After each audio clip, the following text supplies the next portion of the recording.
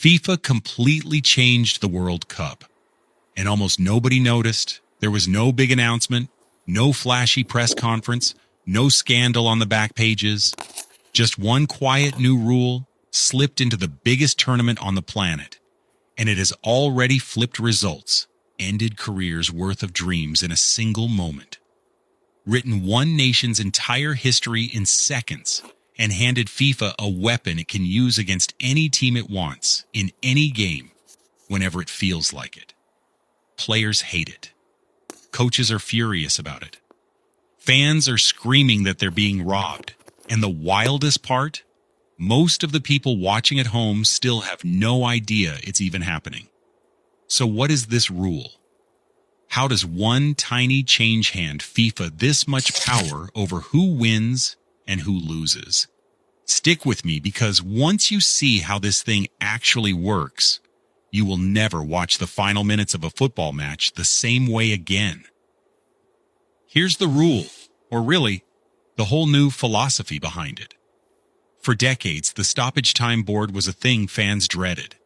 The fourth official would hold it up, 10, 11, 12 minutes or more, and the whole stadium would groan because everybody knew they were in for an eternity of nervy, dragged-out football.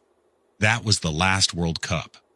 In Qatar in 2022, FIFA's referees Chief Pierluigi Collina told his officials to add absolutely everything back on. Every injury, every VAR check, every celebration, and matches ballooned to an average of more than 100 minutes. Some ran 117 minutes. It was chaos, and a lot of people hated it. So for 2026, Collina completely flipped the strategy, and this is the change almost nobody clocked. Instead of policing the clock at the end, he went after the time wasting at the source. His logic was simple. If you stop players dragging out the boring stuff, you don't need to add it all back later. You just give that time straight back to the game. So he brought in a whole arsenal of new measures. A 5-second countdown on goal kicks and throw-ins.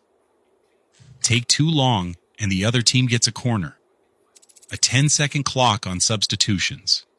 And the big one? Any player who goes down and needs treatment from the physio now has to stay off the pitch for a full minute, leaving their team a man down. His phrase for the whole plan? Players will respect the limit. The goal, in his words, was to increase the tempo and eliminate the disruption, to stop teams killing the game. And here's the part that complicates everything, because on paper, it's working. The 5-second rule has only cost one team so far, when Congo dawdled over a goal kick against Portugal and got punished with a corner. Substitutions now happen in seconds. Players are being waved off the pitch the moment they go down. Games genuinely flow better, and the numbers back it up where it counts.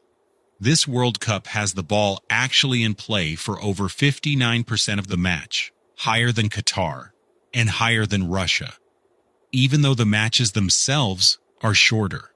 Strip out the hydration breaks, and games are averaging around 96 minutes instead of 100 minutes plus. More real football in less total time. That's the pitch, and it's a good one. But here's where it gets dangerous, because there's a flip side to that shiny stat that FIFA is very happy for you to overlook. Because think about what those minutes actually mean. Cast your mind back to 2022, the old way, when FIFA added everything on. England against Iran ran a staggering 117 minutes, the longest group stage match in World Cup history, with 27 minutes added across the two halves. The Wales versus USA game had over 14 minutes of stoppage time. And those weren't just curiosities. In that same tournament, Iran beat Wales by scoring 2 goals in stoppage time, turning a 0-0 grind into a 2-0 win in minutes that, under today's rules, might never have existed at all. Whole results, whole nights of glory, born in time that the old approach handed back to the players. One pundit at the time complained it was like adding extra rounds at the end of a boxing match, but that extra round is exactly where football's greatest drama lives. And here's the thing, that drama is still happening, even with the clock tightened. Look at Qatar's opener against Switzerland. They were beaten, dominated, outshot completely. The Swiss racked up more than 3 expected goals to Qatar's barely 1, and Qatar trailed 1-0 with the match basically over. Then, in the 4th minute of stoppage time, the 94th minute, Qatar's captain rose up and forced the ball into the Swiss net. The score became 1-1. And that wasn't just a point. That was Qatar's first ever point in World Cup history, snatched in stoppage time. Or take Portugal versus Congo, where Yoan Wissa's equalizer came in first half stoppage time. That goal started Portugal's whole nightmare and held one of the favorites to a draw. These are not garbage time moments. They are tournament defining, and they happen in the exact minutes FIFA is now quietly shaving off the board. So that's the upside and the chaos. Now here is the part FIFA really does not want you to notice.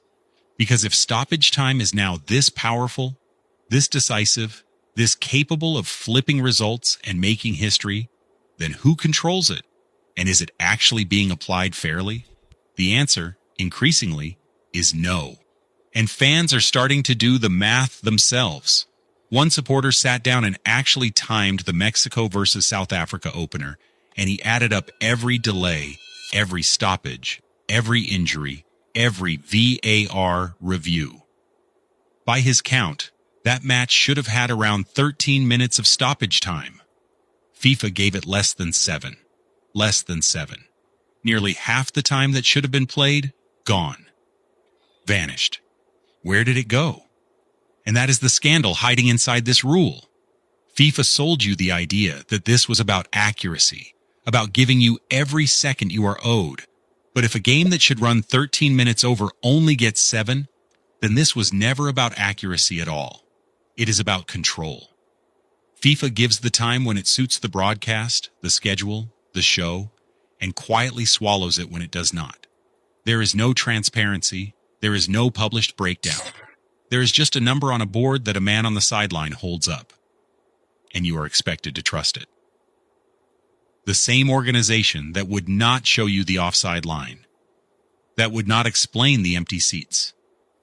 Now it is the sole keeper of how long the game even lasts. And it is robbing time from the very tournament it promised to give more of. So put it all together. FIFA brought in a rule that, on the surface, makes the game faster and fairer, and in some ways genuinely does. But the same system that lets them tighten the clock also lets them control it, handing time back when it makes a good show, and quietly swallowing it when it does not. Those dying minutes are where football's greatest drama lives, important enough to make Qatar's entire World Cup history happen in the 94th minute. And FIFA has made itself the sole judge of exactly how many of them you get. The most powerful minutes in the sport, controlled by the one organization that has spent this entire tournament proving it cannot be trusted with anything. Football has always lived and died in the dying seconds, the last gasp equalizer, the 94th minute winner, the moment that breaks your heart or saves your life. That magic is real, and this rule has produced more of it than ever. But magic is only magic if it is fair. And right now, the clock at the World Cup is not being run by the referee or by the game or by the players. It is being run by FIFA. And they have already shown you they will take your minutes whenever it suits them. So next time you are watching a match crawl toward the 90th minute, keep one eye on that board and ask yourself whether the number on it is the truth or just the number FIFA wants you to see. So what do you think? Is the new stoppage time rule the best thing about this World Cup, or just another way for FIFA to control the show? Drop it in the comments and subscribe if you do not want to miss World Cup coverage.